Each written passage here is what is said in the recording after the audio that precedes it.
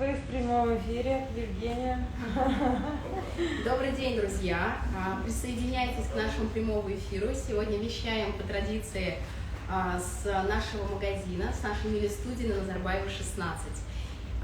Меня зовут Евгения, и сегодня традиционный вкусный четверг, но он будет необыкновенно вкусным и полезным. Не только потому, что мы будем готовить вкусные и полезные блюда, но и потому, что мы будем готовить эти блюда вместе с шеф-поваром компании Мили Дмитрием Цехом из Екатеринбурга. Мы приглашаем Дмитрия присоединиться к нашему эфиру, и от лица нашей компании я хочу поблагодарить компанию Мили за то, что они нас поддерживают, за то, что предоставляют такую возможность. И нашим клиентам вместе с нами обладать техникой Мили и готовить с лучшими шеф-поварами. Друзья мои, присоединяйтесь обязательно, будет интересно.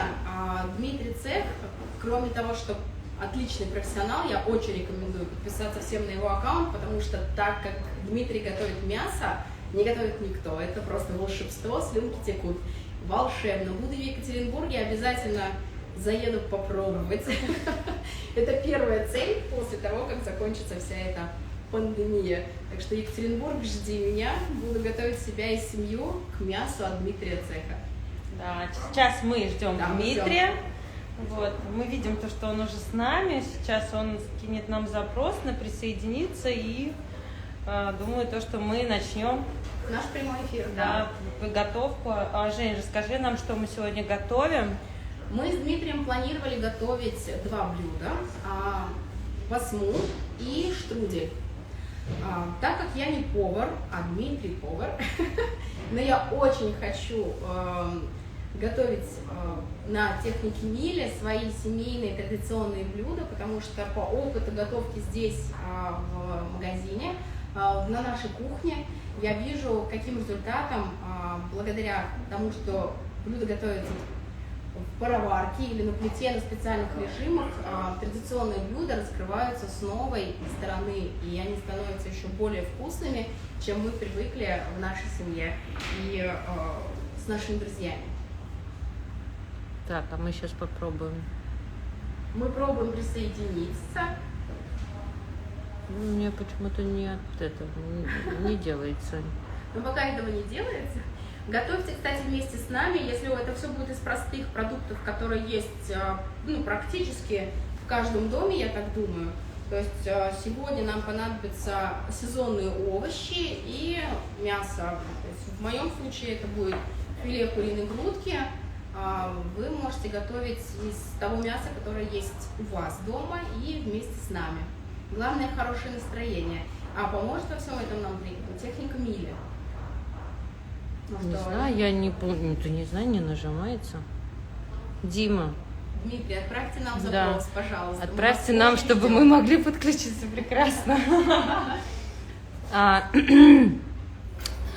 Дим, я очень хочу, чтобы сделала это ты. Так, включить запросы. Тут кажется, надо было включить. Вот, похоже. Мы первый раз, поэтому простите. Наши несовершенства. Да. Но мы над этим работаем. Странно, нет. Включить запрос на участие в прямом эфире. Включено. Так. Тан-тан-тан-тан.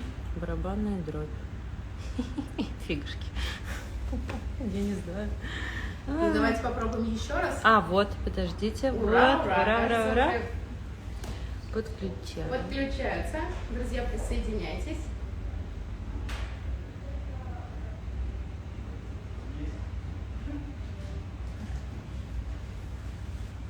Так. Интересно. Все будет гораздо быстрее, чем включение прямого эфира. Да. Готовить с техникой Мили проще, чем разобраться в Инстаграм. Точно.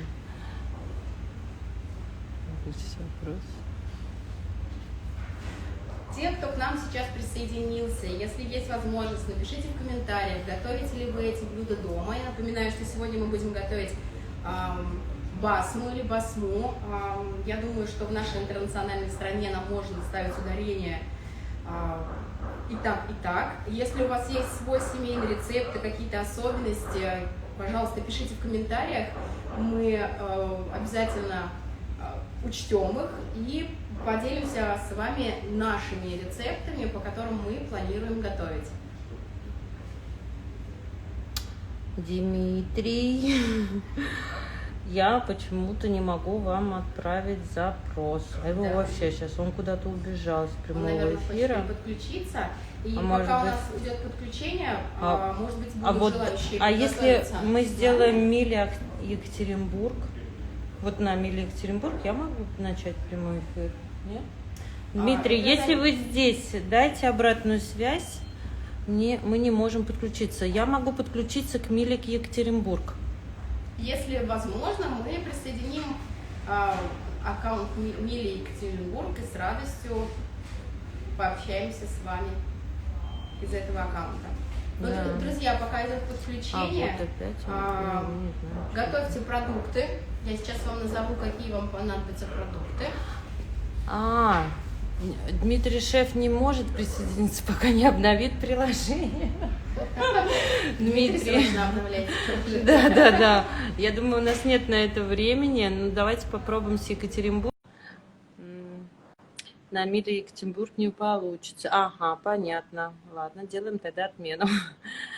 Так, Дмитрий, что же делать тогда? У вас не обновлено приложение, поэтому мы не можем к вам подключиться. Ну, может быть, дадим Дмитрию какое-то время на обновление приложения, и пока я назову те продукты, которые нам понадобятся для приготовления, и наши гости при желании могут вместе с нами готовить, как раз будет для этого время. Хорошо, давайте так. Повторю еще раз, на сегодня мы ждем первый у нас такой экспериментальный, пилотный проект, совместный эфир с шеф-поваром компании Мили из Екатеринбурга Дмитрием Цепом. Я надеюсь, что все технические вопросы у нас сейчас решатся, и Дмитрий к нам присоединится, потому что его участие очень ценно для нас. Готовить мы сегодня планируем басму и штрудель. Для басмы нам понадобятся все сезонные овощи, которые практически все. Можно, мне кажется, даже тыква, но это не совсем, наверное, будет тогда басма. Но смотрите, мы подготовили белокочанную капусту, листья, морковь у нас нашинкованная соломкой, болгарский перец, тертые томаты. Могут быть магазинные, могут быть домашние. Если у вас есть пароварка Мили, их очень легко бланшировать. Снять кожицу и без труда нарежете на кубики собственные томаты, которые, может быть, у вас с вашего огорода. Также нам понадобится картофель, айва, лук и мясо. У меня это филе куриной грудки. Это может быть и говядина. Изумительно получается вкус с говядиной. Чаще всего дома я именно так и готовлю, с говядиной. И сегодня мы как раз проведем эксперимент. Данное блюдо традиционно я готовлю на плите, так как пароварки дома не было. И сегодня мы с Дмитрием попробуем приготовить это блюдо в пароварке Мили и посмотрим, насколько поменяется процесс и как по-новому заиграет это блюдо с использованием технологии Мили. Ну что, Алена? Нет, все то же самое же. Дмитрий, подскажите, пожалуйста, вы обновили приложение? Я так понимаю, Инстаграм надо обновить. Приложение обновил. Отлично, тогда. Может быть, сделать, ну-ка, запросы. Ну, вот как вот.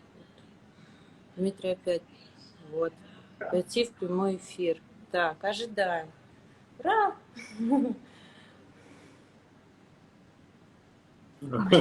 Все. Ребята, привет! Мы наконец-то в эфире. Привет. Мы извиняемся за технические какие-то неполадочки. Тут, вроде мы проверяли, все работало, а сейчас вот раз. Ну, эта техника современная, она как раз вовремя должна сломаться. Да, это не Мили. И техника волнуется. Техника Я волнуюсь. включится, когда нужно работать, она включится. Это Ну точно, как у вас я там согласна. готовность? Ну что, А, готовность номер один. Мы готовы. Ждем вообще вас. Как у шикарно. вас, Дмитрий? Мы здесь, мы находимся в кулинарной студии Мили, Екатеринбург, Радищева 25. Привет, кулинарной студии Казани. Или, как говорят в Казани, Сямисис. У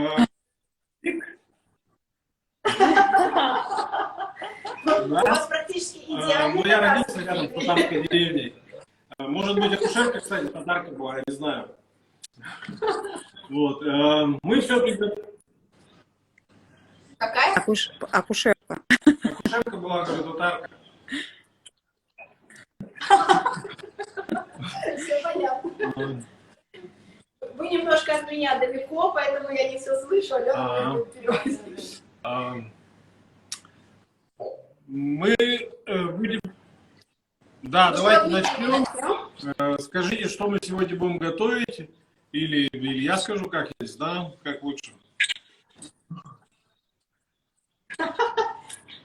Для наших гостей я ранее присоединившихся уже озвучивала, что мы будем готовить басму или басму и яблочный штрудель. И перечислила те ингредиенты, которые мы подготовили.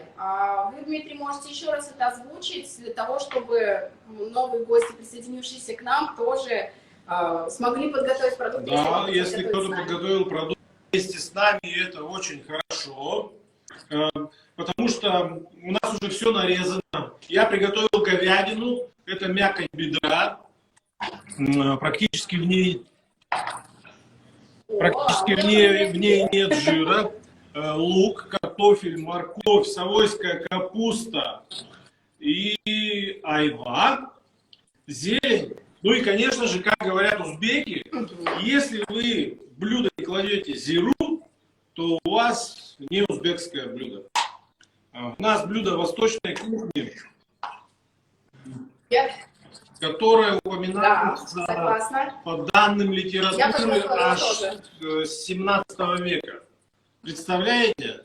В 17 веке готовили где-то там в печи, а мы сегодня в современной технике, с которой готовить комфортно, легко, и все получается очень вкусно. Самое главное, что это просто. Согласна. Давайте приступать, потому что в пароварке я этот рецепт не пробовала. Мы в семье, так как я родом с Узбекистана, готовим этот рецепт и только на плите. Сегодня буду пробовать вместе с вами готовить его в пароварке. Давайте. Вы из узбекской семьи готовили в Казани, на плите, не в казане? Да. Скажите, а чем все-таки, вот есть же похожее блюдо дюмляма, по-моему, да, называют? А чем все-таки дюмляма отличаются от басмы? Как вы думаете? Я думаю, что отличие в том, что вот во втором блюде более крупно нарезанные продукты, то есть там болгарский перец более крупный. Здесь мы укладываем все слоями нашинкованное, а в дюмляме там получаются более крупные куски, и, соответственно, разная нарезка дает разный вкус. Ну, вообще блюдо узбекское. Мы Вот сейчас укладываем мясо, нарезана правильно, Дмитрий, да? говядина, видите? Я ее так очень тоненько нарезал, чтобы она хорошо приготовилась и была очень вкусная. Вот сразу видно, Дмитрий, что вы профессионал. Я вот курицу даже толще нарезала. Вот, так вот у нас такая говядина. Это бедрышко. Да. Вот такая красивая. Да. Первый Ну, слой укладываем мясо, правильно? Вообще, раз мы готовим в пароварке, можно первый слой уложить мясо. А так, вроде как бы, почитал я книжку, как готовят узбеки, они укладывают жир. Но у нас сегодня все полезно. Вот. оздоровительное питание у нас. Конечно. Поэтому мы жир не будем складывать, да? Вот я уложил вот так вот мясо. Вот. Друзья, если кто-то нас Я смотрит, уложила курицу, пожалуйста, не задавайте вопросы. Самое главное, это наше общение. Мы эфир проводим для того, чтобы мы общались. Посмотрите, где Екатеринбург, где Казань. 1000 километров. А мы свободно общаемся в уникальной студии, болтаем и готовим вкусную еду, которую потом будем есть. Кстати, Дмитрий, вы же используете лоток от проварки. Что говорите? Ты используешь лоток от проварки? Да, Вы используете это не сейчас, перфорированный контейнер, который я... у вас Как? высокий, у меня пониже. Высокий контейнер. Да, высокий, потому что у нас же слоев много. Вот, и я каждый слой немножко буду солить, чтобы было вкусно и полезно. Согласна. И немножечко буду специи. Вот. Да. Кстати, очень удобно, что у нас в проварке мире есть и перфорированные, и не перфорированные лотки в комплекте. И даже можно при желании большего объема их заказать. Мне это очень нравится, потому что в зависимости от быта семьи мы можем подобрать любой лоток. Вот следующий слой у меня лук. Я сделал микс. Лук красный и лук белый. И вообще... У нас следующий запахло. Вот. Вообще у нас такое сбалансированное блюдо, потому что здесь и белок есть, и овощи, и оно получается таким полезным, потому что все это делается на пару. Да? Дмитрий, а вот скажите, пожалуйста, вы уже опытный пользователь техникой мили и к процессу готовки имеете такое профессиональное отношение. Отличается по вкусу какие-то традиционные вещи, которые мы готовим на плите, от приготовления в пароварке? То есть, вот, для вас, в пароварке же все так легкая еда получается. Мы все равно устаем, например, от жареной еды, от тяжелой еды, и хочется чего-то легкого. Поэтому вот когда мне хочется чего-то легкого, я готовлю на пару. Допустим, это либо овощи, либо мясо вареное, либо рыба, все что угодно. Вот. Как говорят узбеки, басма — это то блюдо, то, что у вас есть в холодильнике. Вот что вы нашли в холодильнике, то и укладываете в контейнер и готовьте, и будет вкусно, правильно? Конечно. И как раз сейчас сезон, мы собрали все урожаи, и все полезное, и вкусное, самое настоящее. Вот после лука я укладываю томаты. Я вот хочу в томаты на этот слой добавить отжимки. Вы понимаете, Евгения, что кухня — это то место, где вы можете добавить все, что вы хотите, понимаете? Ну, вы хотите, добавьте аджики, добавьте тыкву, добавьте вот все, что вам хочется. Вы нигде так не проэкспериментируете, как на кухне. Это ведь на самом деле так. Хорошо, я добавила аджики. Кстати, я бланшировала помидоры в пароварке и нарезала их перед эфиром специально, чтобы они были уже размягченные. И так как я не покупала готовые. Следующий слой у меня морковка.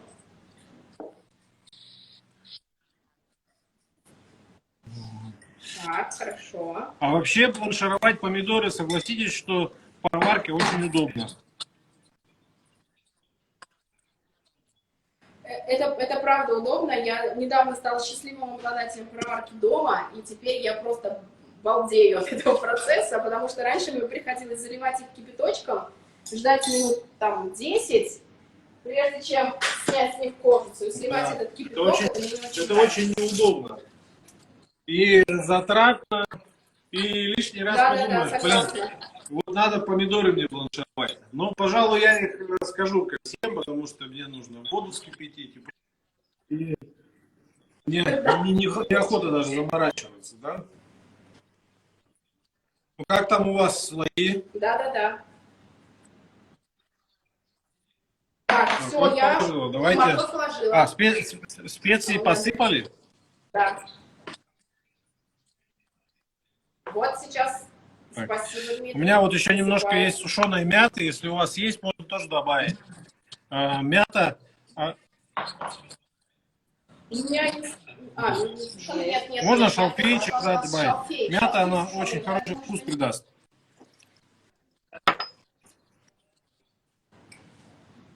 Сейчас моя главная помощница Алена посмотрит. Так, можно. Теперь я укладываю картошечку. Угу. Айва у нас Айва, да, помощница на картошку картошку, да, пойдет. пойдет, Дмитрий? Чтобы с картошечкой было сладенько. Вот, я же говорю мята. Давай, ура! Алена нашла мяту. Никогда не пробовала с мятой. Все-таки вот всегда хотела научиться вкусно сочетать специи. И всегда дома страшно. А вы Это чуть-чуть, сделать, потому чуть-чуть, что боюсь испортить. возьмите чуть-чуть, попробуйте. Благодаря. Надо по чуть-чуть всегда пробовать. Так, у нас комментарии, задержка по звуку идет, поэтому просят дать договорить друг другу. И еще давайте повторим, что мы готовим, потому что вновь присоединившиеся гости хотят узнать, что готовим сегодня. А мы готовим простое блюдо восточной кухни. Называется басма. Вот вы пришли домой и думаете, что сегодня ужинать? Как мы? Вот что мы будем сегодня ужинать? И вот все, что мы нашли в этом холодильнике, мы сегодня ужинаем. Не бойтесь экспериментов. Сочетайте, вот, не знаю, там, разные вещи пробуйте.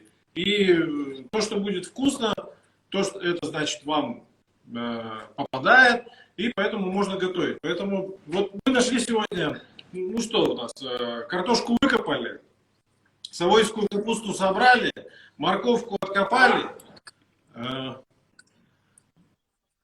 корову забили, Болгарский Айву перец. вырастили? айву на рынка привезли. Поэтому на картошку я уже укладываю айву. Она у меня немножечко так потемнела, потому что я ее заранее нарезал. Вот, ну, ничего страшного. Ой, у меня тоже. Вы не думайте, она свежая. Она свежая. Свежая, очень хорошая. Вот. А вы как порезали айву? Тоненько. Все вижу. Тоненько, Все да? тоненько. Я ее, когда в Свежий казане, срез. я ее укладываю половинками. Она потом такая печеная получается. Ой, это Так, очень а коровку вкусно. Я поймали, обожаю вот айву. спрашивают. Коровку. Все вырастили, все закупили, коровку поймали. Коровку знакомые А мы курочку. растили, взмах забили. Ну, если есть вегетарианцы, простите, но у меня хорошее отношение к животным. Ну, еще Простите раз нас, название блюда, потому что мы обсудили продукты, а название блюда, которое Название готовим. блюда басма. Вот такой у нас перчик привлекательный. Перчик у нас халапеньо. У нас перец. Посмотрим так. А у нас похоже, что это был чили. Просто чили. Но я боюсь. Но, Дмитрий, с вами мне ничего не страшно. С вами Так, сильно обязательно. я его добавлю. Обязательно. Не пренебрегайте остринкой. Она возбудит ваш аппетит.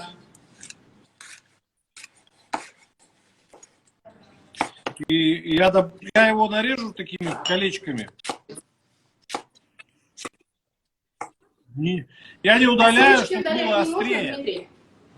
Если вам хочется не очень остро, можно удалить. Но я не удаляю.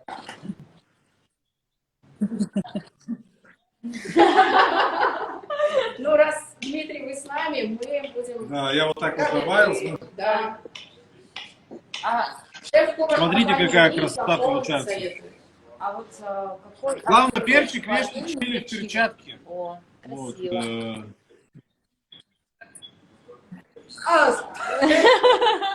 вовремя сказать. Вовремя сказать. Тогда лицо не трогайте после этого. Я один раз перец порезал, потом давай что-то, глаз у меня зачесался, намазал, и все. Все пошло на смарку. Тут никакая техника не поможет, когда чили попало в глаз.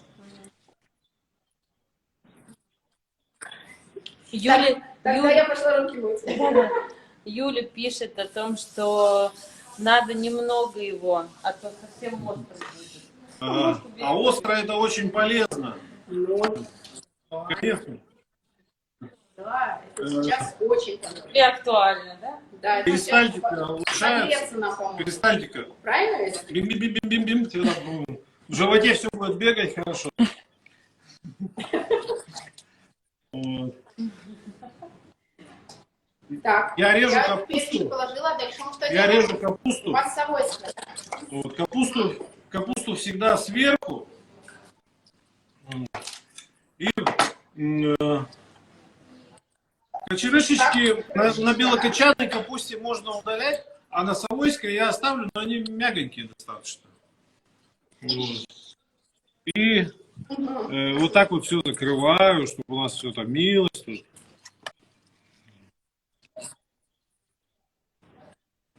А в чем отличие совойская от белокочанной? То есть, Ну, как бы проигрывать она мягонькая такая капусточка, и в ней витаминов больше. И она вкуснее, самое главное. Для чего мы едим? Для вкуса. Вот. И она, самое главное, Ну да, вкуснее. Большую кочерышку. Надо будет попробовать. Зрители еще раз. Мы готовим басму. Готовно, да? Басма. Басма – это сбалансированное блюдо. Мясо и овощи. И басма готовится из того, что у вас есть в холодильнике. Готовим мы ее сегодня на пару. Да. Готовим. Пора. Ну что, будем закладывать, как там в Казани дела? Так, еще буквально секунду. В Казани дела хорошо, но капусту я еще не нарезала. У меня пока крышечка еще не Don't worry. Подождите.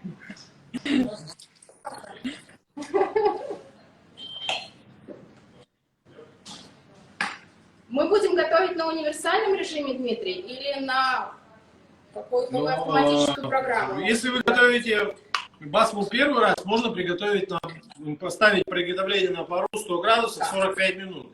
И вы же знаете, что вы можете записать это в персональные программы, обозначить басма, и потом уже через персональные программы заходить, один раз нажимать, и дальше он уже будет готовить как надо.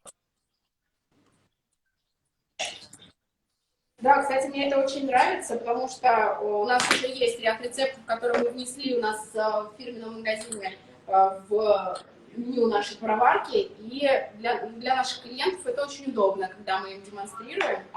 И получается, что это добавление к тем автоматическим программам, которые уже есть в меню пароварки. У меня получилась вот такая шапка Мономаха у меня получилась. Вот что. А что, у вас Немножко посыпал, специи да, и соль специи и сверху, соль. правильно я вижу? А мы будем Да, сливочным конечно, маслом конечно, сверху я поливать, подумал или просто. это потом? О! Так, соль.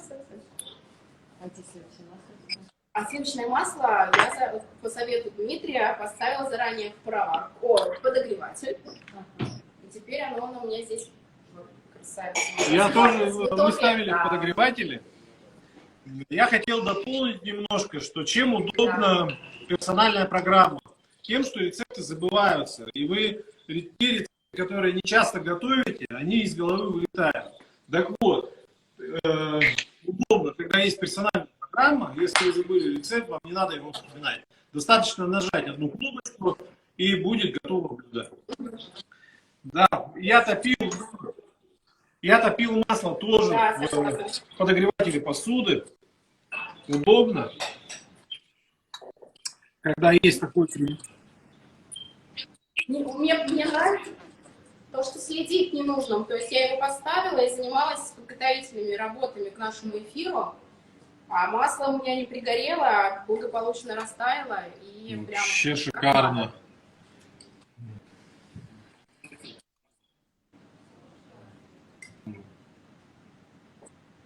А для чего масло? Для вкуса. Для вкуса. Я ведь правильно, да, ответила? Алена меня спросила, для чего масло. Алена, вы что? Вкуса, сливочное масло. Как без масла? Не, я его обожаю на самом деле. Женя не даст соврать. А как у нас Дмитрий его обожает? Я не помню ни одного блюда без сливочного масла.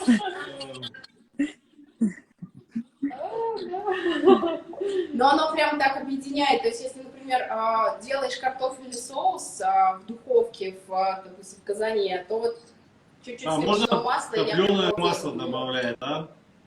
Вот. Можно... ну что? Отправляем. Ну, сколько по весу примерно получается? Килограмма 1,5 блюда получилось, да? Да. Пароварку на любой уровень.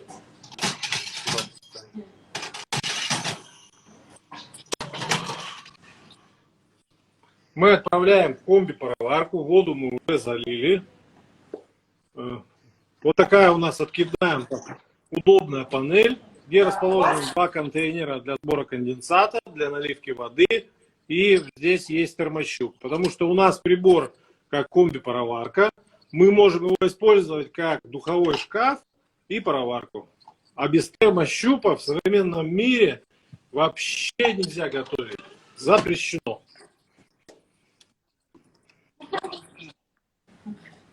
А мы будем готовить, дорогие наши гости, в пароварке. То есть это отдельный прибор пароварка. То есть у нас отдельно духовка, отдельно пароварка. И в данном случае контейнер у нас расположен сбоку. Мы тоже уже заранее залили воду. И пароварка будет подавать пар в камеру ровно столько, сколько будет нужно для приготовления. Юля нам рекомендует поторопиться, потому что нам надо будет а то прерывать эфир. Так, универсальный режим 100 градусов. У меня процесс запущен. 100 градусов 45 минут у нас получается. Да, 100 градусов 45 минут. И какой же ужин без десерта? Да? Чтобы все, как говорится, кусочек еды, чтобы уложился, нужно обязательно съесть десерт. Вот. А уж сколько калорий, это вам уже считать, сколько вы будете калорий есть в десерте. У нас калорий нет.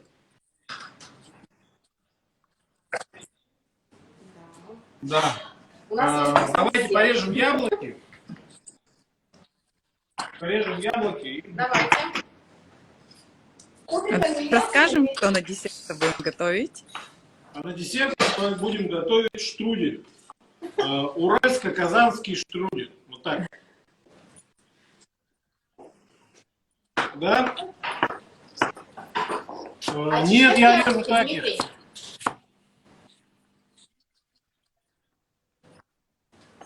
Режу и порежу, наверное, я еще полосочками поперек.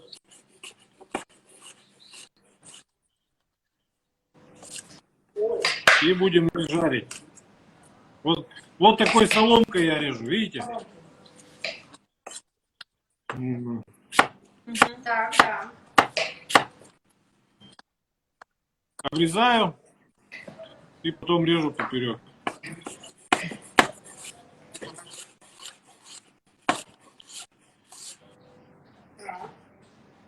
Мы уже предварительно разогреваем Но я пока не стал, надо яблочки порезать. Вот. Может? А вот мы сейчас будем, Дмитрий, простите, что перебила, будем готовить на плите, на сковороде. А можем ли мы вот этот процесс подготовки яблок для начинки сделать в пароварке? Или это... Но нам нужно карамелизации добиться яблочной. Вот, потому что мы это будем в тесто укладывать. А тесто не очень любит влагу.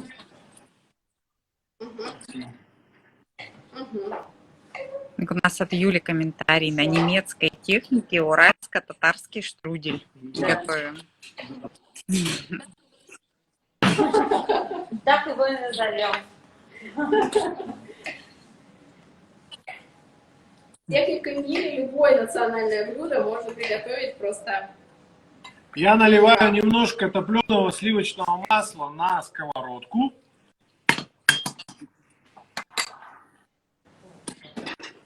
Так. И буду туда отправлять яблоки.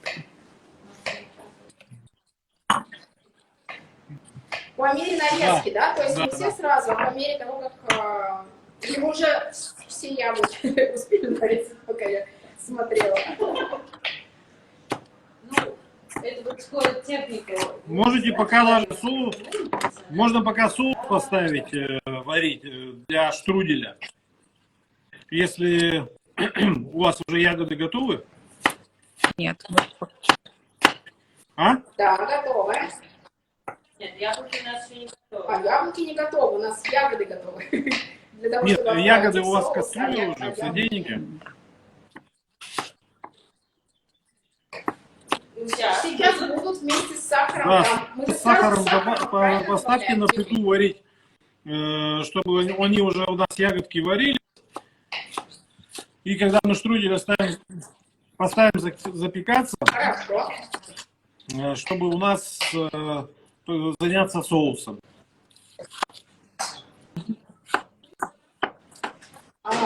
Дмитрий, у нас варочная поверхность, так же, как у вас индукционная, с функцией бустера. Мы включаем какую Для степень соуса нагрева? девятку Для можно соуса. включить. А у вас какая варочная поверхность? У нас с полной рабочей поверхностью full service surface. Вы впереди нас, у нас пока еще нет. У нас пока шестизонная с возможностью объединить комфорки.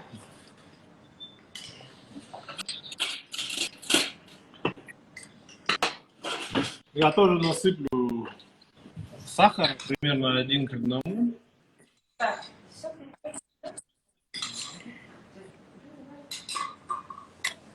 Так, масло. А масло мы на какой, с яблоками на какой степени прогреваем? Масло с яблоками, но на девятку можно для начала поставить. А потом нужно уварить будет на 6.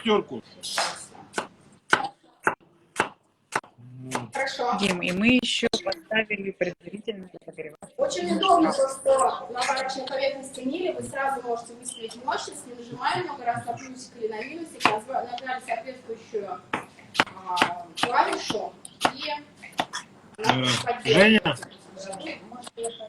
а мы еще духовку по духовой шкаф поставили разогреваться на 180 градусов, конвекция плюс. Хорошо. Сейчас мы включим нашу духовку. Вас плохо слышно. Так. Мы тоже включаем, Алена мне помогает, выбираем режим конвекция плюс и 180 градусов.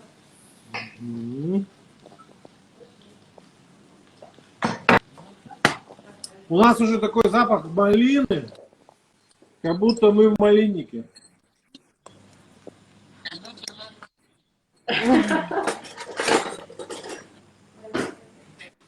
Так. У нас пока запах яблок, какие ароматы. А на яблоке сахар уже Ну, немножечко дайте им в собственном соку, как говорится, карамелизоваться. И потом можно будет насыпать соку.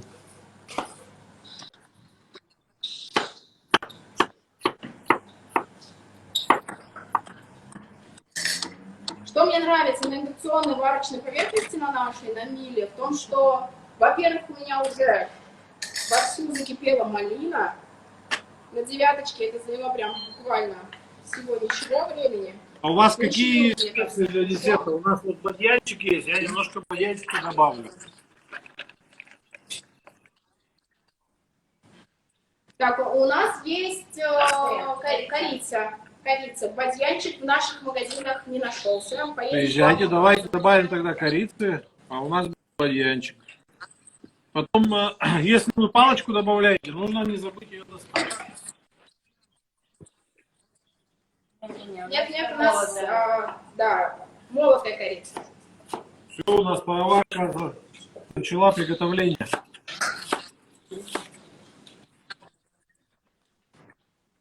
Да, у нас тоже. Пожалуйста. Так как индукция не нагревается, а нагревается только посуда, я могу положить доску большую свою разделочную практически на плиту и продолжать резать. Скажите, Моя коллега хотела мне помочь отнять у меня просто доску. скажите, вы отправили клиенту фото пирога? Да, клиент в восторге, и сейчас в процессе обсуждения замены, потому что там еще технический вопрос по встройке. Дмитрий, спасибо вам, что вы нам помогли. Дорогие наши гости, Дмитрий, как я уже сказала, не только профессионал своего дела, но и чудесный человек, отозвался на нашу просьбу помочь экспериментировать и испечь традиционный татарский зурбинеш в духовке на режиме конвекция плюс. Обычно мы печем на режиме верхний и нижний жар, а тут был именно вопрос, печется ли тесто и будет ли готова при этом начинка. Дмитрий, как вам вкус нашего А мы даже не пирога? успели вкус почувствовать, все слопали сразу же, и все.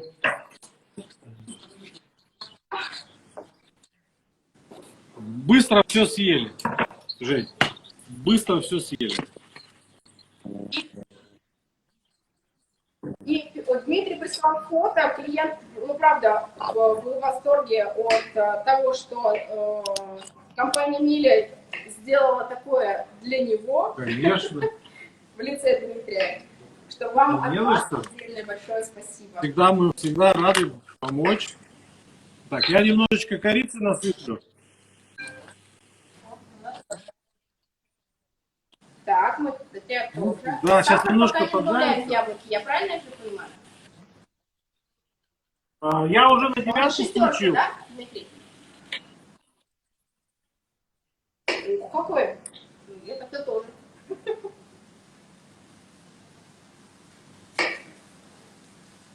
Мгновенно нагрев пошел прям. Ароматы. Мы перемешиваем, у нас тут уже все жарится. Все шикарно. Пока яблоки жарятся, давайте тесто приготовим. Давайте.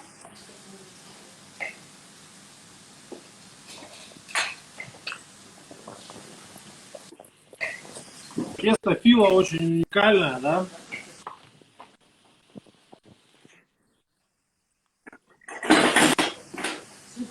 А вы делаете национальные татарские десерты из теста фила? Ну, не знаю какой-нибудь.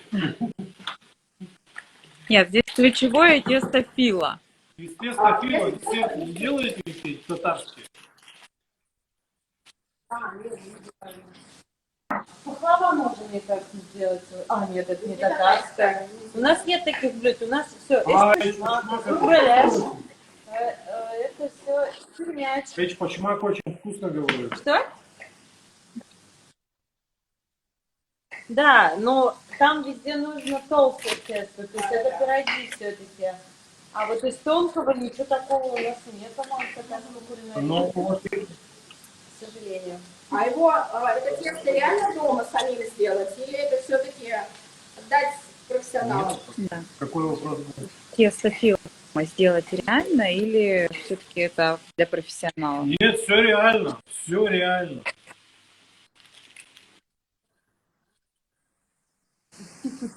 Это нереально. Это все можно сделать. Все.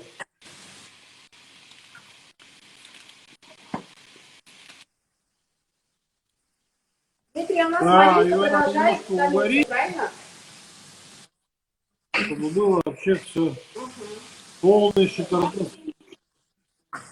А? Увариваем мы ее на пятерочке.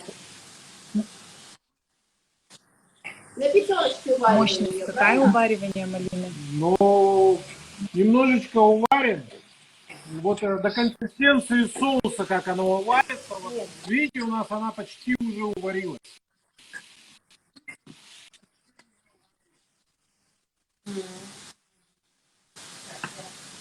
Сейчас мы нашу проверим. Наша пока еще уваривается.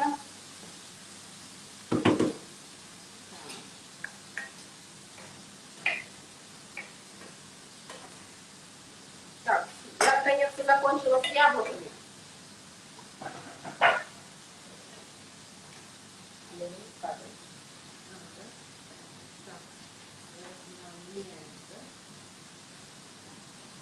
Можно уже в яблоки добавлять сахар.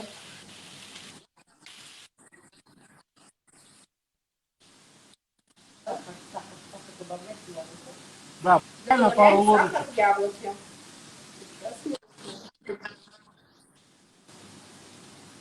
Добавляем сахар. Сейчас. Изюм. Изюмчик. Изюм, да?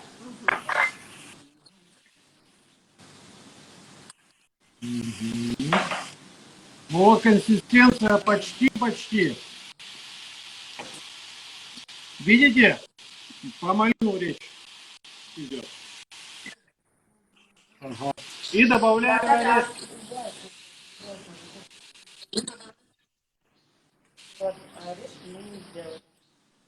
Орешки Не драконы проблема. или целиком, Дмитрий?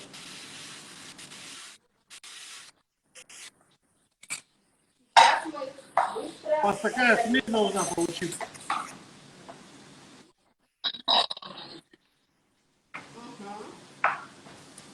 Осталось 15 минут, потом эфир закроется. Да? Нужно заранее сказать, что мы продолжим. Это Юля нам пишет. Да? Ну, мы, может, уложим 15 минут. Извините.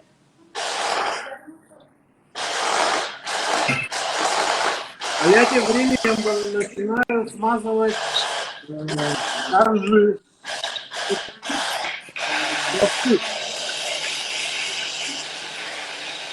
Вы меня слышите? У нас коллеги пока занимаются соусом. Вот Они сейчас покупают буду его, слышать. Да, А, соусом и яблоками. А мы уже тем временем готовим тесто. да. Сейчас я добавлю орешки. Я смазываю каждый листик. У нас их будет 3.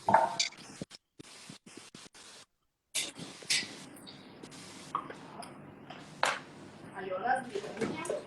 Так, Да. по одному Да. листочку, правильно, Дмитрий? И тесто фило, оно быстро сохнет. Нужно быстренько намазать и оставшееся, чтобы тесто не пропало, убрать его ну, либо в холодильник, либо в морозилку.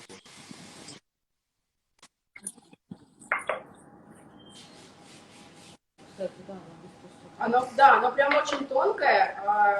До этого я готовила штрудель только из слоеного теста. Из фила делаю первый раз, поэтому очень удивлена, что оно прям Да, надо аккуратненько. моментально заветривается.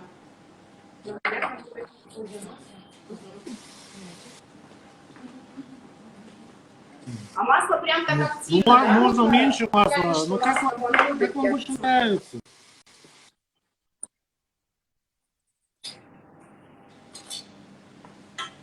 Десерт может быть без сливочного масла. Так.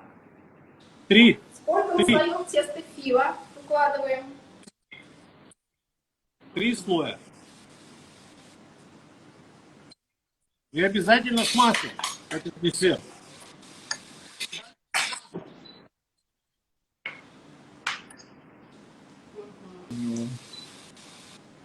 Там вопросы нам не задают. Пароварка готовит. Я всегда радуюсь тому, что на нашей варочной поверхности есть функция Stop and Go, потому что пока ведешь тест-драйв, часто отвлекаешься от процесса приготовления. И чтобы что-то не сгорело, я... Аромат сумасшедший, да? О, блядь. Аромат сумасшедший. Ароматы просто прям обалдеть такие. Так, ну что, коньячка бахнем? Друзья, готовили коньячка. Дмитрий добавил коньячки. Мы добавили немножко коньячка.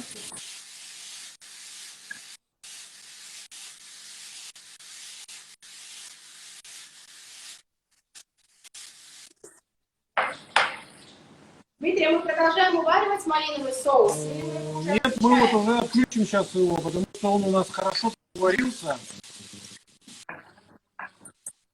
А у нас вопрос, сколько нужно масла для смазывания теста? Ну, примерно в граммах. Примерно в граммах 34 грамма. Ну, растопите масло сколько побольше. Как мы сделали? Мы растопили масло чуть-чуть побольше. Вот. А мажьте столько, сколько нужно. Сколько вам удобно.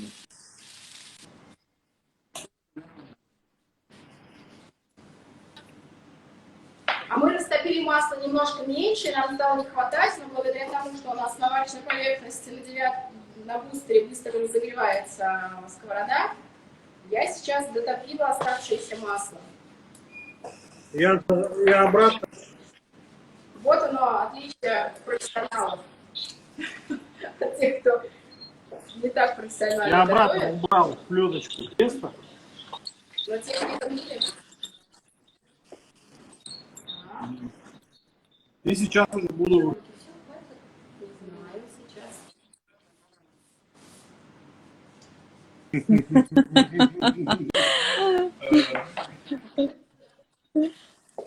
Так, Густо, жирно. яблоками. Густо и жирно. А Вот я их яблоки уже прям укладываю горячие на тесто. снимаем, да, Дмитрий? Где густо, жирно, Ну, какой? смазал маслом все. Немножечко с краев оставлю, чтобы это завернуть было удобно.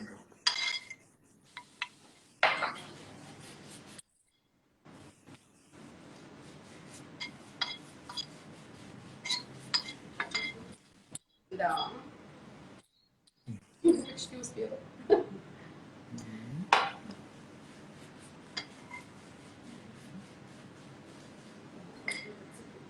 Ну как там у вас штруделек? Сейчас буду укладывать. Так, я укладываю. Потихонечку скажите. Оставляем мне, пожалуйста, на край, немножечко правильно? с краю Краев теста. оставляем, с краев. Мгм. Пожалуй.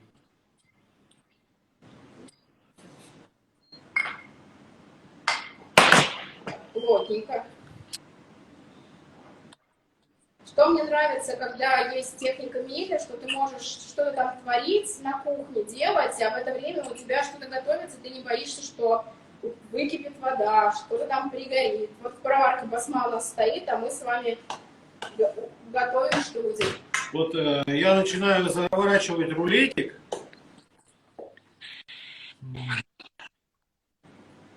А много-много прям вас ушло? Все Яблоки нет, да, у Дмитрий? меня немножко осталось. И аккуратно, аккуратно, потому что такой он получается очень-очень нежный. Его нужно переложить, успеть в противень, чтобы он... И в конце я загибаю краешки. А у нас еще же противни с покрытием Perfect Clean. У нас тоже. Ой, у нас тоже, представляете, у нас... И можно, не смазывая масло, уложить наш пирожок, штруделек, противень.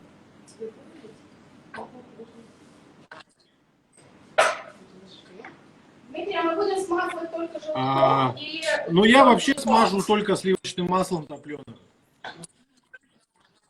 Да, ну... Желтком не будете, да? Это же Дима, любитель масла.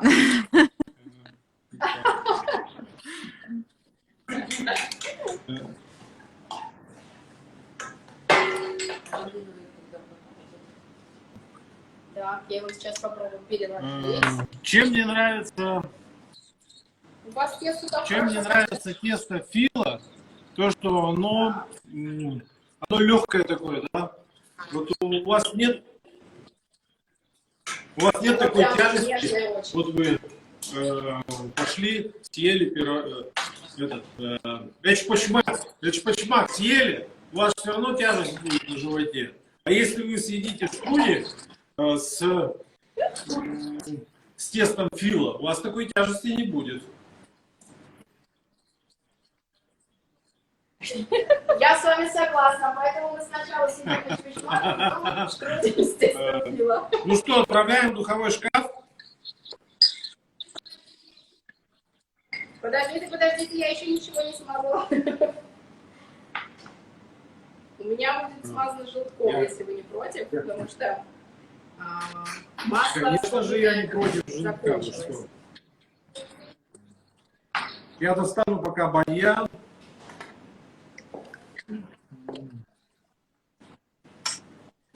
Юля нам предлагает сказать о том, что у нас осталось немного времени, минут 15-10, вот, и надо заранее предупредить людей о том, что прямой эфир скоро прекратится, завершится, и мы заново переподключимся, так что не теряйте нас, заново к нам приходите. Да, мы обязательно переподключимся. У нас сейчас в пароварке на универсальном режиме 100 градусов стоит восточное блюдо басма, которое мы с Дмитрием впервые готовим в пароварке, а не в казане. И мы сейчас отправим в духовку на режим конвекция плюс, на противень ничем не смазанный, наш яблочный штрудель. Отправляем? Отправляем. Думаю, да.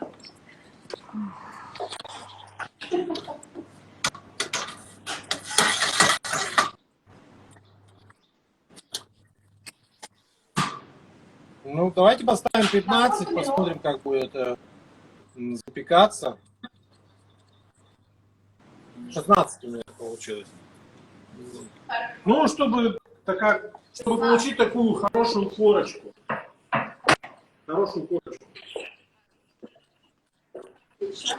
Ну, кстати, это быстро, потому что обычно штрудель, если, например, на слоеного теста печь, то будет, наверное, где-то... Слоеное тесто, там столько калорий вообще. Если бы я своему тренеру по фитнесу рассказал, что я съел пирог из слоеного теста, он бы меня гонял часа 3 бы точно.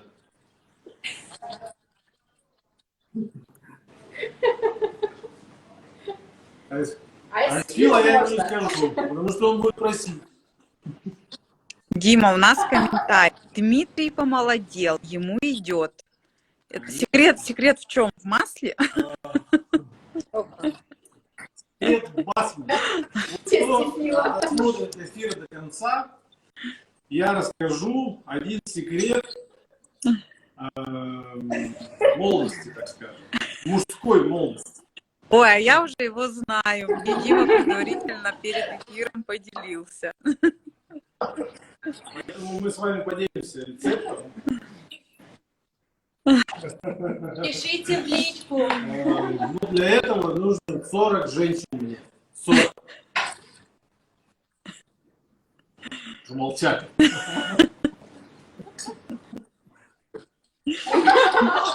Так, Все затаили дыхание. Я немножко пожужжу. Давайте будем жужжать вместе, чтобы было не обидно.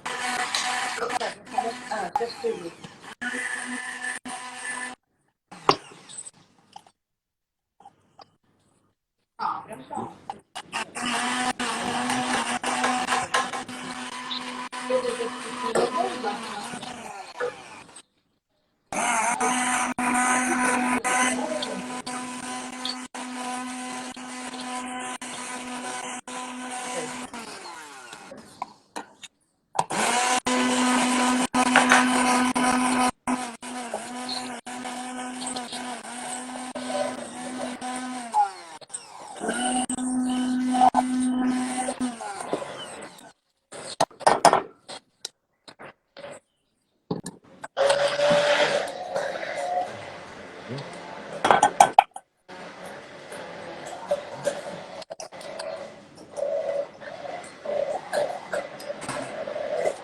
И обязательно нужно подсоединить маленько.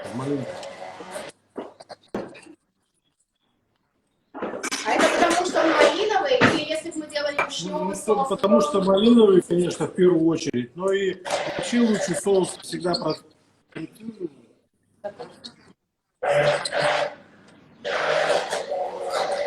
Ну, чтобы вам эту косточку потом на зубах. Потом вам полчаса, чтобы эту косточку доставать. Подождите, пожалуйста, я вас пока не слышу. Одну секунду.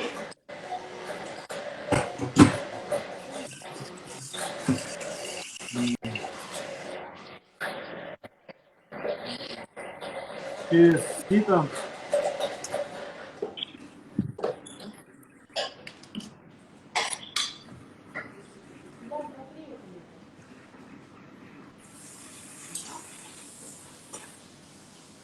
Ну как у вас там подготовка?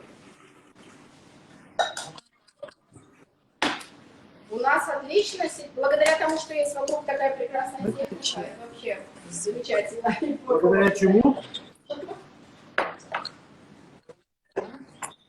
Благодаря тому, что нас окружает прекрасная техника, у нас подготовка идет прям отлично. Вообще шикарно. Запекается.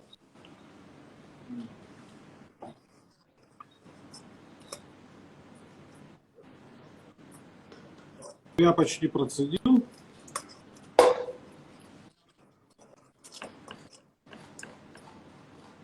И у нас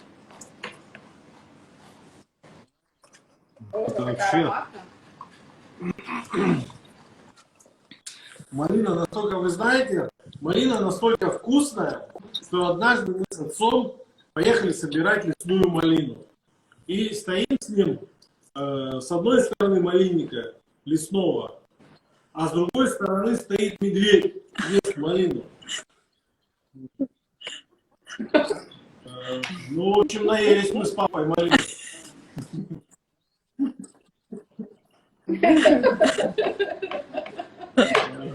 вкусная была малина, да? Но я думаю, что мы быстро убежали. Вообще, с медведями очень много историй всяких, я могу рассказать.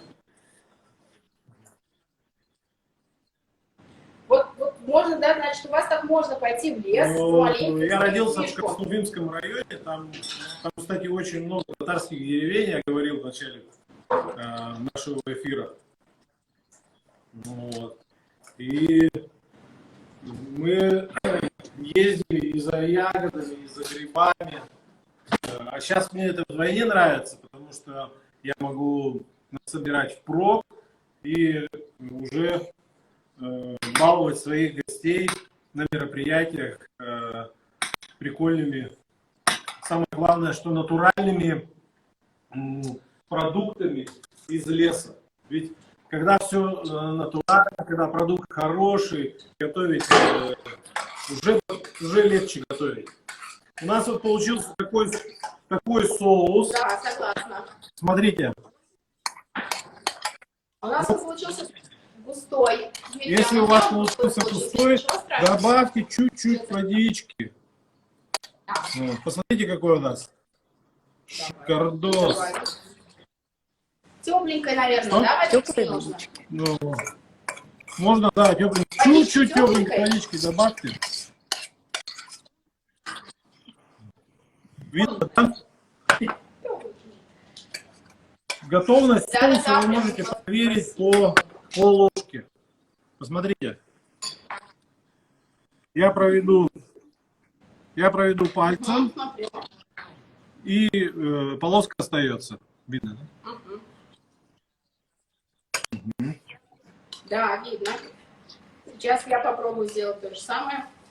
Но это, знаете, как в тех передачах.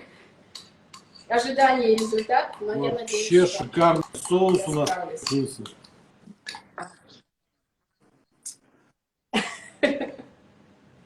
Так, ну-ка. Я думаю, что если бы медведь, который ел с нами малину, попробовал Нет. этот соус, он бы точно запомнил. Да-да-да, все отлично. Вообще круто.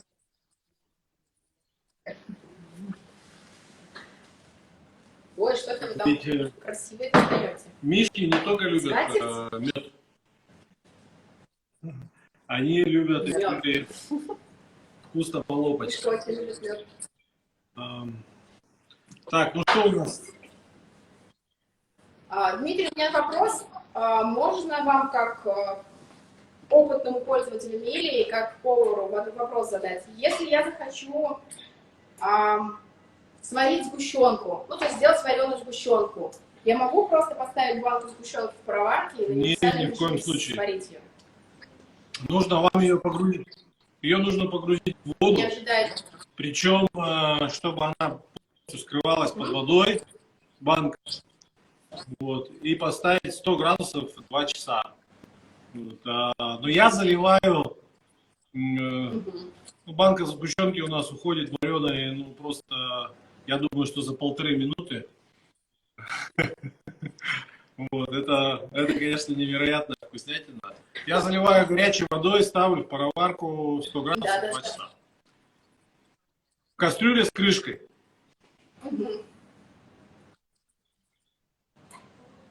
Здорово. А если, например, ее перелить в вакуумный пакет, завакуумировать, то не быстрее Ну, я процесс так пойдет? не пробовал. Вообще, эксперимент со сгущенкой, зная, когда вокруг столько друзей испортили кухню свою, поэтому я стараюсь как бы не экспериментировать с банкой сгущенки.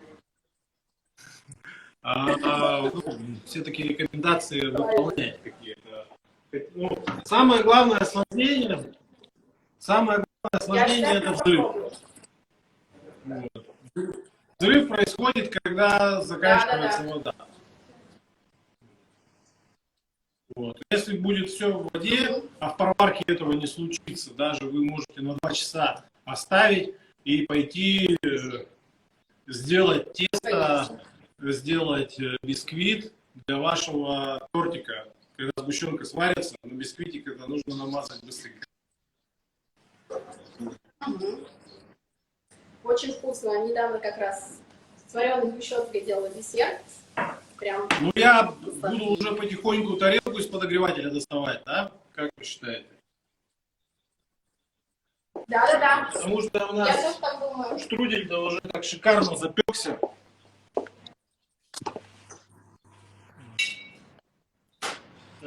Еще минут, наверное, пару-тройку мы подержим его и... Вообще шикарно.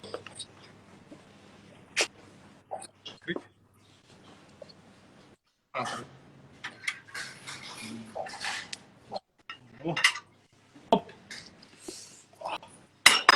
Горяченькая. Горяченькая очень. Так. Вы мороженое не забыли достать из морозилки? Оно у меня в холодильнике, я Вы думаю, молодцы, что... я забыл. А я-то забыл.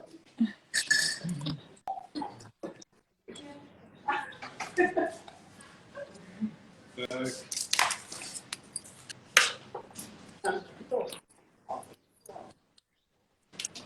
Надо ложку будет окунуть в горячую Да-да-да. воду, правильно, Дмитрий? В басму, в басму. Вот в этом мне такой Ложку в басму. не поможет.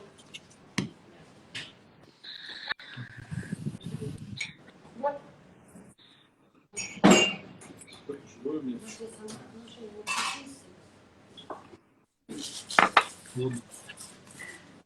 А у нас свое мороженое. Мы делали мороженое сами, сливки и как раз наша любимая сгущенка.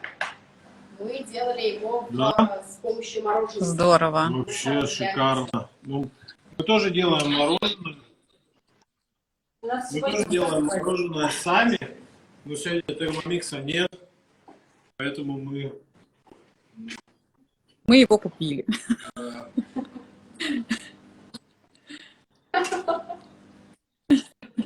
Но купили мы его сами, так что... Ну, нет ничего лучше, чем домашнее мороженое. Это, конечно... Это же, конечно... Так. Сейчас берем горячей воды тоже, пока у нас тут. Мы горячую воду наливаем, Да. помогает в этом наша кофемашина. Чай мы соленый сделаем потом, а сейчас пока горячую воду просто.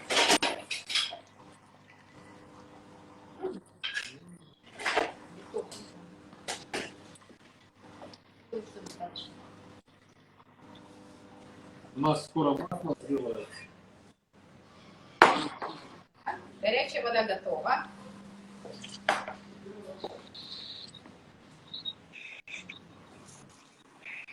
Вообще шикарно.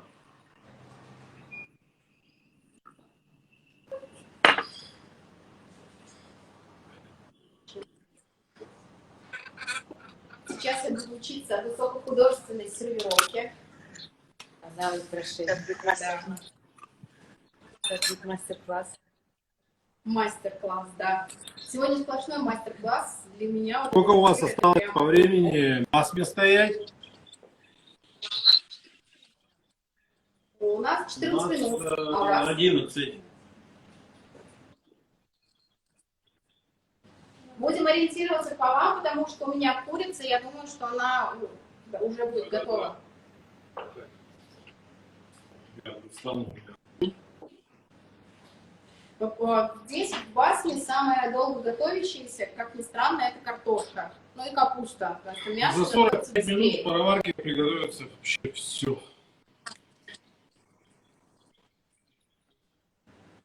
Мне кажется, что если не было бы мяса, то, наверное, бы приготовилось еще быстрее. Минут Мясо за тонко 30, порезано, у вас даже птица, 20. у меня она и Нет? тончайше порезана. Я даже через кусочек мяса разглядел Ксению.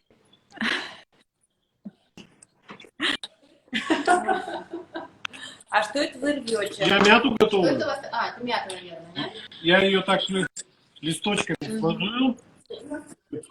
Петрушка. У нас есть укроп. Вот так вот верхнюю часть оставил красиво, а остальную часть я листочки сверну и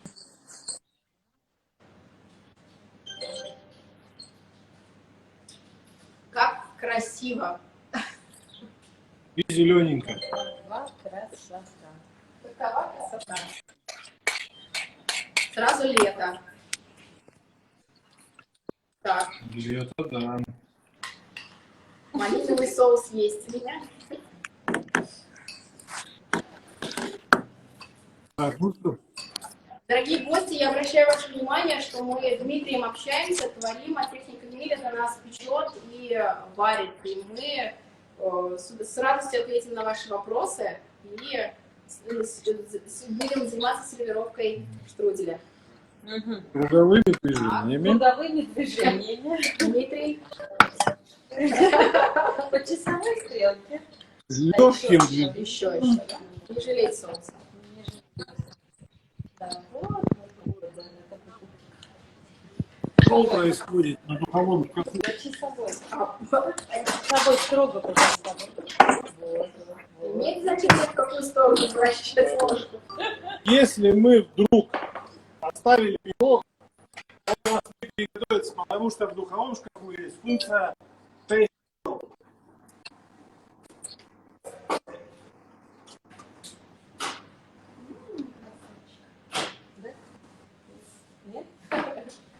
Дмитрий, вы где? О, духовка. То есть у вас приоткрылась Да. духовка, правильно я вижу? Удобно. Это очень трудно, чтобы блюдо не приготовилось. Дим, давай еще раз повторим, откуда ведем эфир и что сегодня готовим. А мы сегодня готовим. Готовим вместе с нашими партнерами из города Казань. Да. Сегодня мы готовим из Казани. Но мы из Екатеринбурга, а с нами партнеры наши Мили Казань, они из Казани. Готовили мы два блюда. Басму, это блюдо восточной кухни, и штрудель.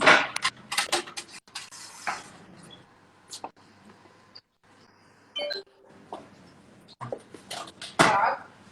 Ну и вот.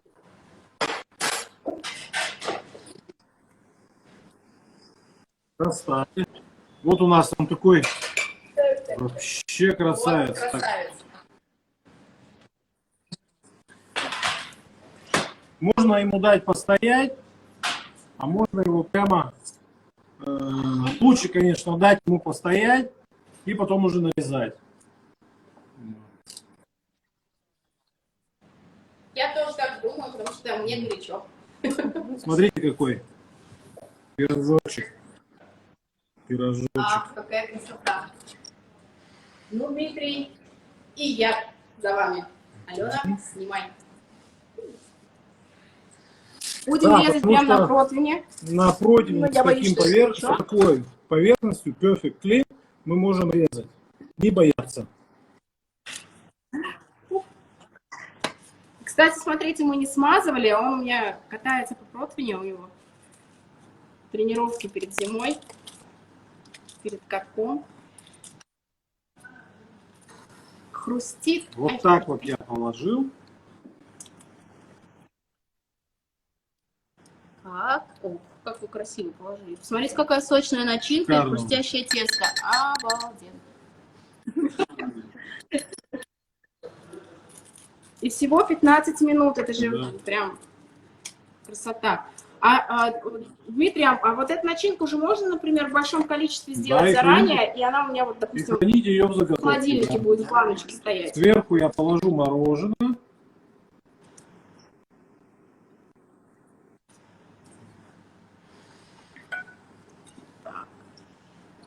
Компактненько посыплю рубленными орешками. Так. Аленочка, наклоняй. О. Так, осталось с мороженым разобраться. Сейчас, подождите. Поставлю сюда зеленушечку, мяту нашу.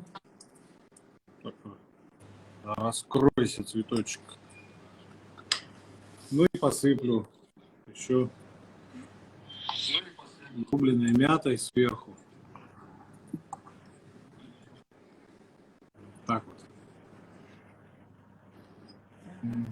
Подождите. У меня мороженое не отпускается. Все-таки годы тренировок, Дмитрий, делают вас шарик из мороженого очень вкусный, красивый. Ну и можно еще немножечко.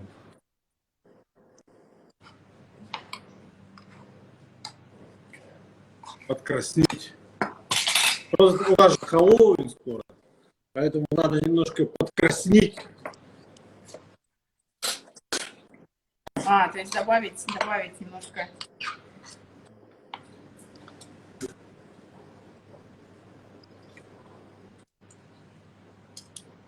У нас башенка из мороженого.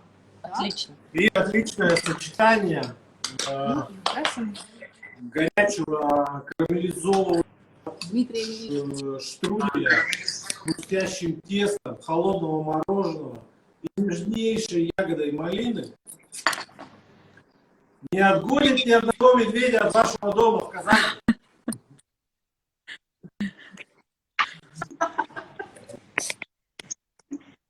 Так они с Урала к нам прибегут, эти медведи, потому что у нас в лесах я их не встречала. Но, возможно, я и не в те болинники ходила. Ну что, мы уже готовы доставать практически. Да. У нас осталось Сколько? 6 минут, Дмитрий. А у нас... У нас 6. А у вас? Давайте У вас есть такая по штука? вашему таймеру. О, да, Дмитрий, есть, Алена. Это моя любимая штука, я ее обожаю, всем очень рекомендую, потому что у меня она вызывает неописуемый восторг, потому что мои руки по традиции обжигаются прям в районе локтей, когда я что-то достаю. И мой супруг купил мне вот такие прихватки дома, прям вот, чтобы я в безопасности была. На работе мне заменяет эти ухваты вот эта штука, и я очень благодарна, что она есть. Так что очень рекомендую. Кстати, мы когда готовили сами зурбелеш, он был очень тяжелый, на решетке в чугунной сковороде, и так его поднять было очень тяжело. А вот благодаря вот этому ухвату хек мы просто Да, достали очень удобная штука. А мы с нетерпением ждем второе блюдо. Первое. Ну да, первое, но по готовности оно у нас сейчас будет вторым. Значит, Дмитрий, а штрудели вот едят горячим или Горячим. холодным все-таки? ну, вы же все равно такую колбасу штрудельную не съедите сразу же. Поэтому ну, вот сейчас нужно его есть горячим. А завтра он будет очень вкусным холодным. Вместе с холодным То холодным. есть и горячим, и холодным. Знаете же, есть люди разные, кому-то нравится горячее, а некоторые едят это же блюдо, которое вам горячее нравится, холодным не Да. нравится, а им холодным нравится. Так вот, смотрите, мы укладывали в одном порядке басму, да? Как, Евгения, расскажите, как Да. у вас в доме подавали басму?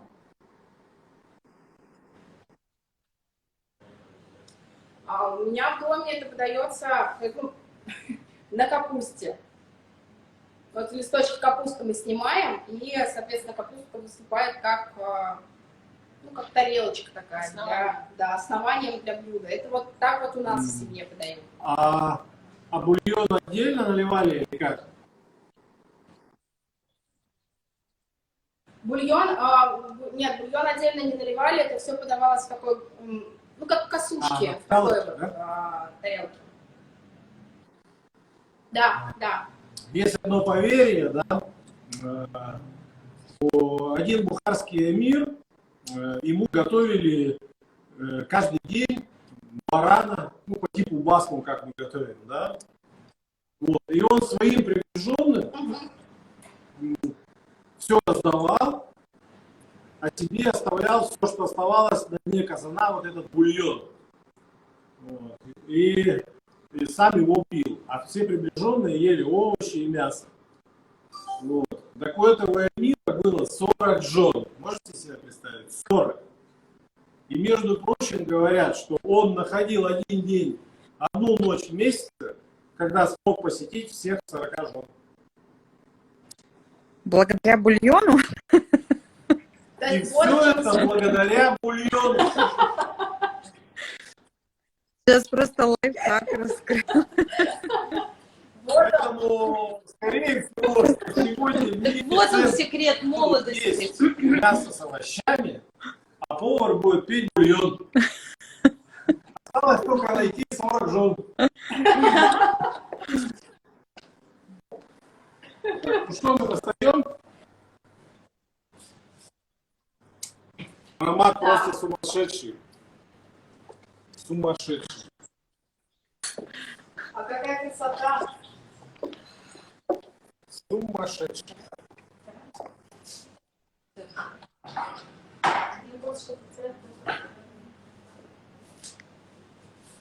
Ох, ты. Это большой ленивый голубец по-русски.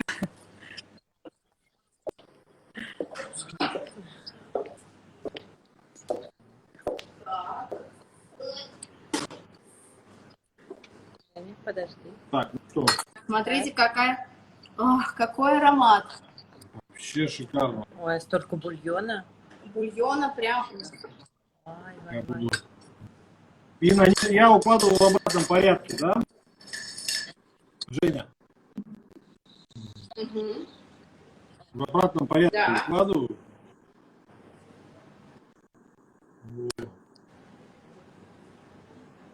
Юля, ну на бульон он претендует. Юля спрашивает, о себе ли ты рассказал чудесную историю? Тебе? О себе? Тебе? Ну на бульон он точно претендует сегодня. Осталось, говорю, Юль, только 40 тонн найти, чтобы я мог посетить их за одну ночь. Айгу. Так, я уже вижу перчик халапеньо. Пластиковый. Вот он чили.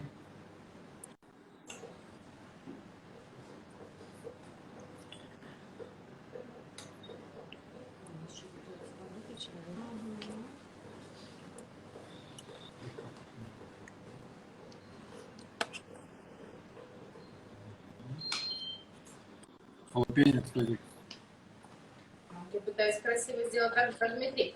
Я хочу обратить внимание наших гостей, что у нас все овощи не разварились, не превратились в такую кашу, а они прям свою структуру настоящую сохранили.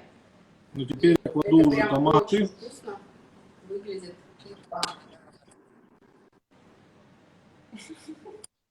Что-то ты опередила, Дмитрий. Да. Мы уже кладем мясо. Мы дошли уже до мяса. Наши томаты У меня все равно сварились есть практически. один бульон только.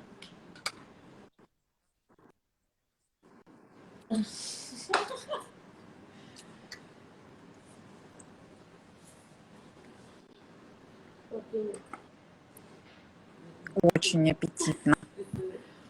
Так. Жень, покажем наши блюда. Мне Давай. кажется, у нас тоже Да, очень даже да. вкусненько выглядит это все. Давай попробуем. О, Так.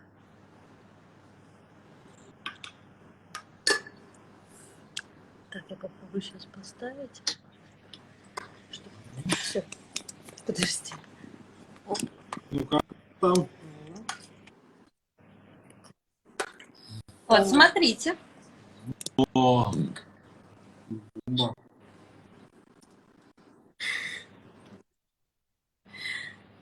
Ой, запах. Аромат просто обалденный. И вот в отличие от... это все прям очень нежно. Вот, Дмитрий, правильно вы сказали, что при приготовлении в пароварке все прям так нежно и И легкая.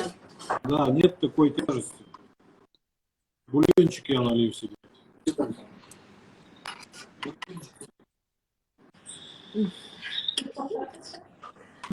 Не забывайте про 40 жен.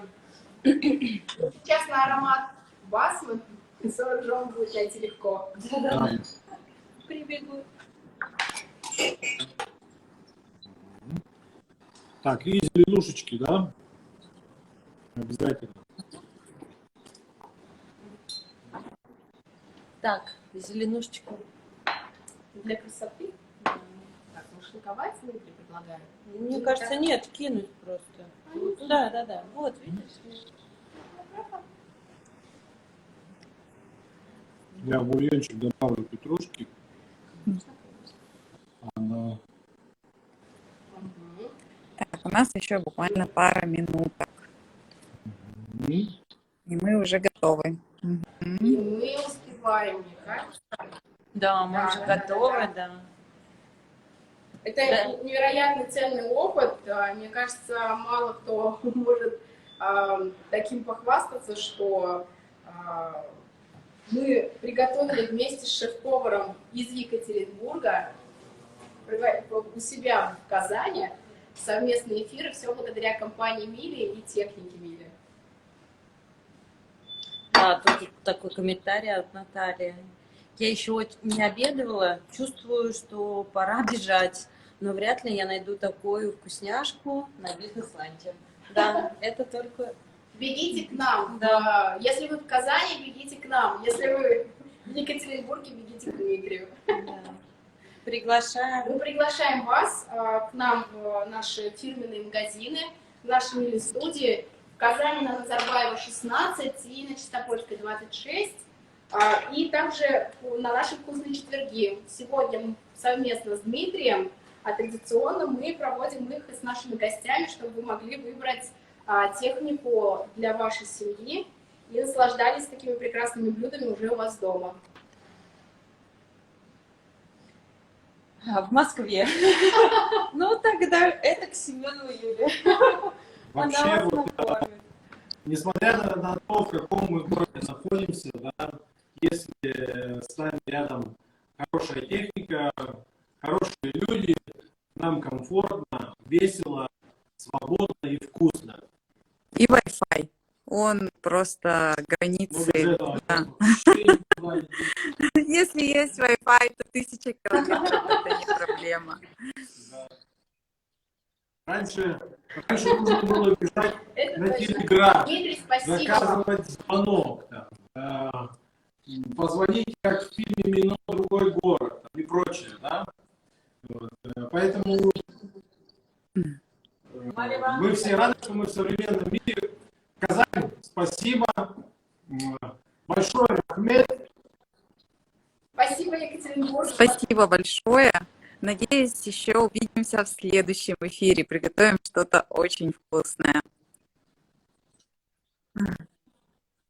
С удовольствием. Спасибо огромное за приятное общение, за рекомендации, за вашу энергетику. Приезжайте к нам в Казань, мы с радостью с вами лично встретимся, познакомимся, будем рады.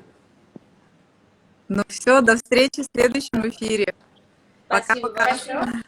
До встречи. До встречи. Пока-пока. Пока.